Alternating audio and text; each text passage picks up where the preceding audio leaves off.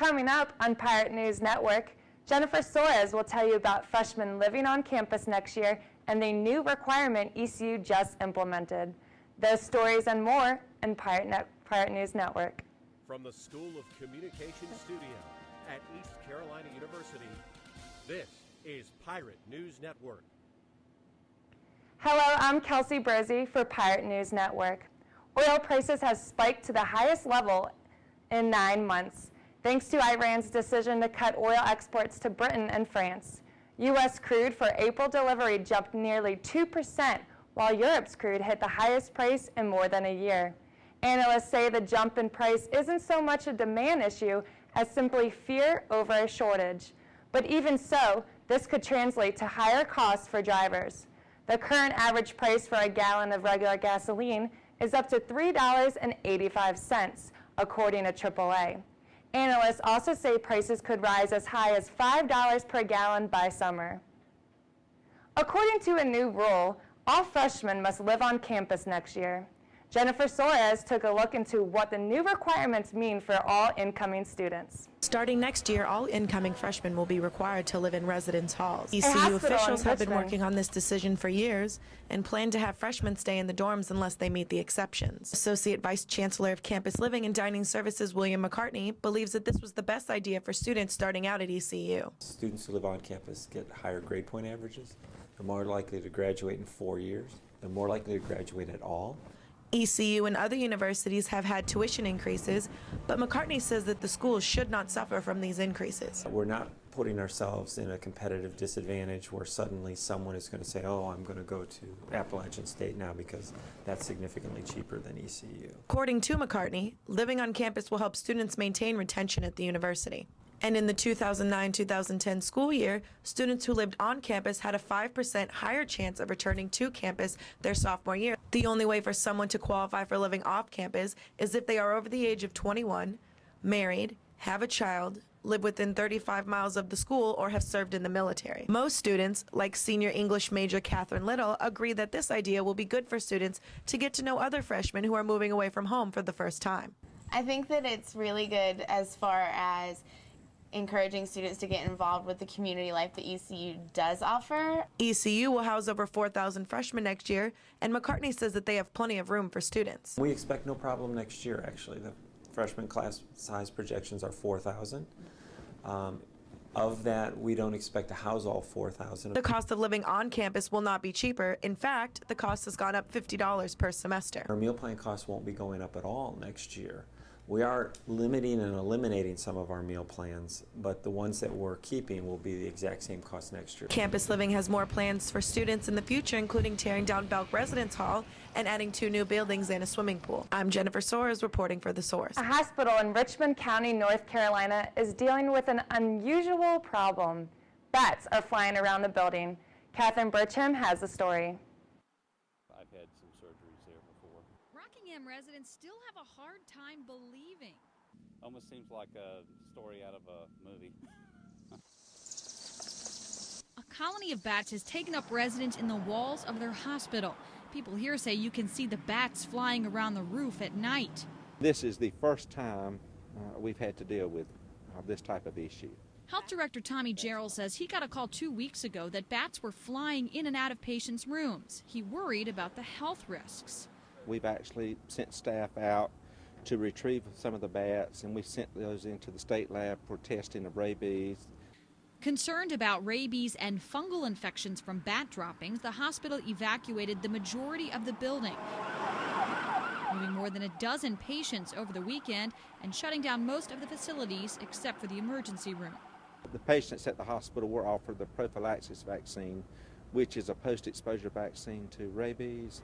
Now a special company is sealing cracks in the walls and installing a special door that keeps the bats from returning. Hospital officials say they're working around the clock to remove their unwelcome visitors. Some good news on the employment front. Initial jobless claims have fallen to their lowest level in nearly 4 years. The Labor Department says 352,000 people filed for initial unemployment benefits last week. That's down from 402,000 claims the previous week. It's the fewest number of jobless claims since April 2008. A debate is brewing in Virginia over women's reproductive rights. Lawmakers are at odds over contraception, abortion, and when life begins. CNN's Athena Jones reports. The battle over women's reproductive rights is playing out in state houses around the country. In Virginia, the House of Delegates just passed a bill that says life begins at conception and gives unborn children at all stages of development, including embryos, the same rights available to you and me. It grants recognition that there's a human being here. By itself, this cannot criminalize abortion. While the bill doesn't directly challenge the landmark Roe v. Wade Supreme Court decision affirming a woman's right to an abortion, Republican Delegate Bob Marshall, the bill's sponsor and a longtime abortion opponent, acknowledges it's a step in that direction. We need to get back to the respect for life that we used to have in this country that's been lost. The bill hasn't yet passed the state Senate. The fight over the legislation here in Richmond has been fierce, with opponents saying the bill will severely restrict women's reproductive rights. Democratic Delegate Eileen Filler-Corn worries the measure could reduce access to forms of contraception that prevent the implantation of fertilized eggs. This all is an overreach by the state, by the government, and these decisions should be left to a woman and her physician, medical professional. This is a slippery slope, and eventually the goal of the personhood movement is to ensure that birth control is illegal. The battle in Virginia isn't unique. A similar bill is now pending in Oklahoma's legislature. What I would say is that we're in the middle of a wave of these kinds of bills, and they're happening across the country. We're also seeing ballot initiatives being introduced. Virginia's Governor, Robert McDonnell, has said he will review the bill if it passes the state Senate, but he hasn't committed to signing it. Whatever happens in Virginia, one thing is certain. 39 years after Roe v. Wade, the debate over women's reproductive rights is not going away. Athena Jones, CNN, Richmond, Virginia. Coming up in today's Health Minute, some easy tips to stay fit at work.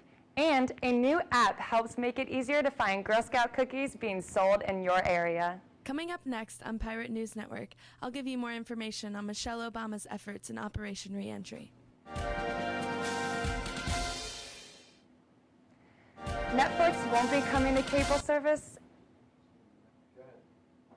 anytime soon. It appears a Netflix deal with a major cable service is a no-go, despite a report that Netflix was talking to cable operators about adding Netflix in an on-demand format. Distributors don't seem to be biting.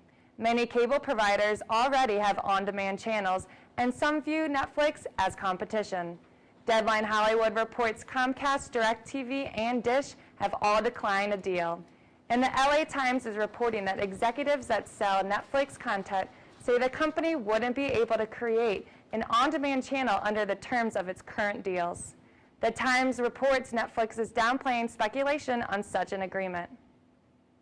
Soldiers returning from the war may have a difficult time adjusting to their new lives. ECU and the First Lady are teaming up to develop a program that will help these heroes truly come home. Andrea Worley has the story. After paying the ultimate price for helping their country, soldiers now need their country to do the same for them. We're all part of this network of resources for these returning soldiers.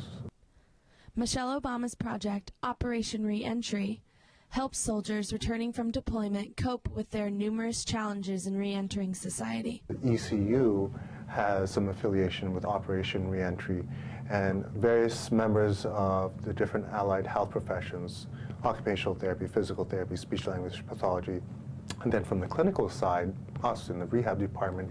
Some wounded warriors face physical disabilities like vision and balance impairment, and even loss of limbs from blast injuries. Other soldiers suffer from post-traumatic stress syndrome, substance abuse, and depression.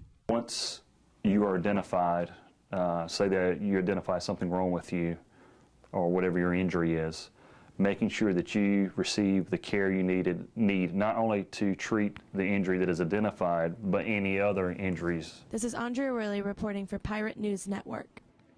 What's the cost of a $4 billion deal gone wrong? For AT&T CEO Randall Stephenson, the answer is $2 million. That's how much money the company cut from Stephenson's check in 2011. As a direct response to the failed T-Mobile takeover bid Stephenson led last year.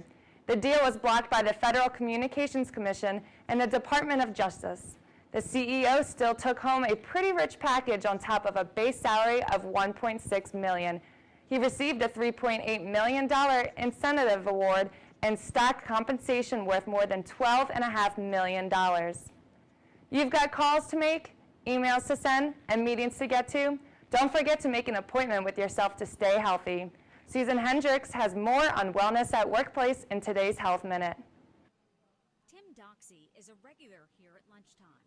Coming in here and working out allows you to kind of get your body going, your adrenaline going. But this is not your typical gym. Doxey is at his workplace. He also takes a 15-minute class at Georgia Power in Atlanta several days a week. Hold it. Hold it. Georgia Power is one fit-friendly company as recognized by the American Heart Association. But if you don't have access to a gym like this or the time, there are still things you can do to incorporate the recommended 30 minutes of exercise into your day. Those 30 minutes do not have to be a 30-minute unit. It can be 10 minutes 3 times a day. So here are a few ideas. If you are brainstorming, walk down the hall with a colleague. And use the stairs instead of the elevator. Wonderful exercise. How many times do we stand and wait for short elevator trips? When parking, look for a spot further away. And walk to the entrance.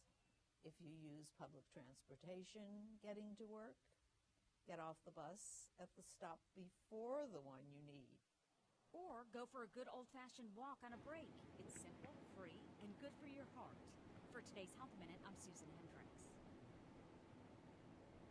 The country group Sugarland is responding to a lawsuit claiming its negligence contributed in part to a stage collapse at the Indiana State Fair last August. 7 people were killed and more than 40 were hurt. In court documents, Sugarland says the collapse was caused by a wind gust of unprecedented intensity and was, quote, a true accident or act of God. The band also said it had nothing to do with the construction of the venue. However, in an affidavit, the fair's executive director says she tried to talk to the band into delaying the show, but the group insisted it wanted to go on. Sugarland's tour manager said no one asked the band to delay its performance. You don't have to wait for a knock at the door to get your annual Girl Scout cookie fix. A smartphone app helps nearby cookie sales. Ashley Perez explains. The Thin Mints, peanut butter patties, and caramel delights are the 3 biggest sellers. For the past 5 years, Mika Leinen and her mom Stacy have been involved with the Girl Scouts. Cookie season is their favorite time of the year. The most I've ever sold has been 1,400 boxes. Now with a push of a button, their cookie sales could go up. The Girl Scout Cookie Locator is a free app that you can download on your smartphone. Once downloaded, all you have to do is search by city and state or zip code to find the nearest cookie booth location. The GPS locator on your phone will bring up a map and help navigate you to where you need to go. It helps people that live in locations that the girls don't go to, door to door. They can find cookies there at the different businesses. That helps them. It also helps the girls that they have a better clientele there. The pros of that, I mean, it's that way you don't have to call the office, you don't have to drive around, you don't have to wait for someone to come to you. But some people are concerned that the app could fall into the wrong hands. A lot of people think it might be dangerous, thinking because of there's children, but it doesn't tell you where exactly a little girl lives or where she's selling at. When there's a booth, there's always at least 2 to 3 adults that are always there. Girl Scout troops in our area ensure us the app is secure. We're very careful on giving out anything that would hurt the girls and keep them, we want to make sure that they're safe. Girl Scout cookie booths will start popping up next Friday, January 20th, and wrap up in March.